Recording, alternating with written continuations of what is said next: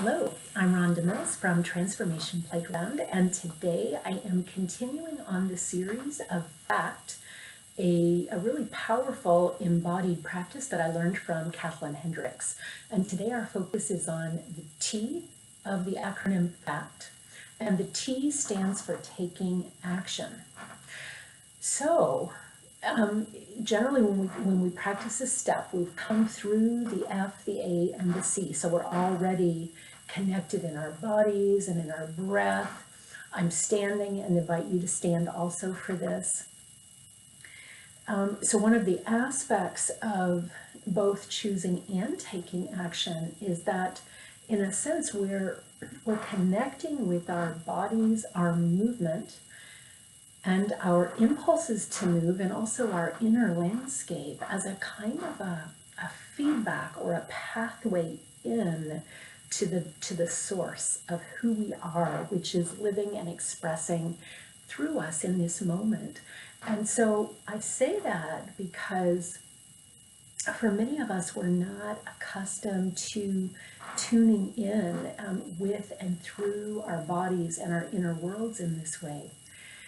So to practice this process, it helps us if we do come in, so we have a general sense of how am I in this moment, how am I feeling, how am I breathing, what is the state of my body and my energy level. And the more attuned I am to myself and that you are to yourself, the more responsive we can be to the answers to the questions that we ask about our next action step. So at this point in the process, we're connected to what we want. So take a moment and just feel that connection to something that you want into your life. Could be an intention, could be a goal, could be general or specific. And just allow yourself to feel that in your body, in your breath. Also feeling this alive stream of movement, of energy, of life within you. And then the question to ask yourself is, and the next simple step to creating what I want is, so you just ask that question and be available for the answer. For the, I would say, the insight, to arise within you. You can also ask yourself that question as you physically step. And that way you'll feel that your body is stepping, and you're at the same time inviting your mind and your inner world to tune into your step in relation to this process.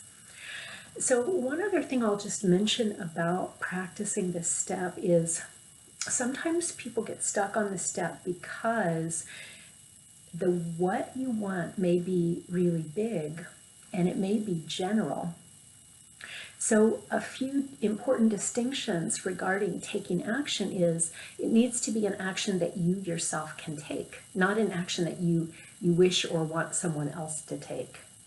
An example could be making a request of someone, or an example could be the action that I'm going to take is to spend some time journaling or meditating about this issue, because that's an example of a very simple step that's tangible.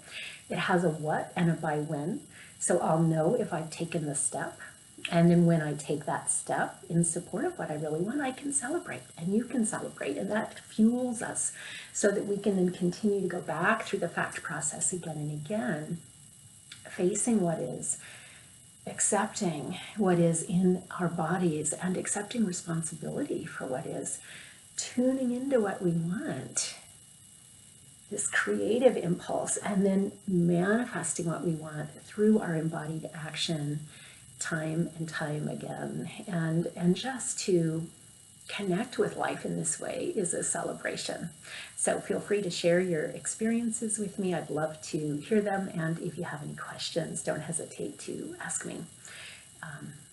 Blessings to you.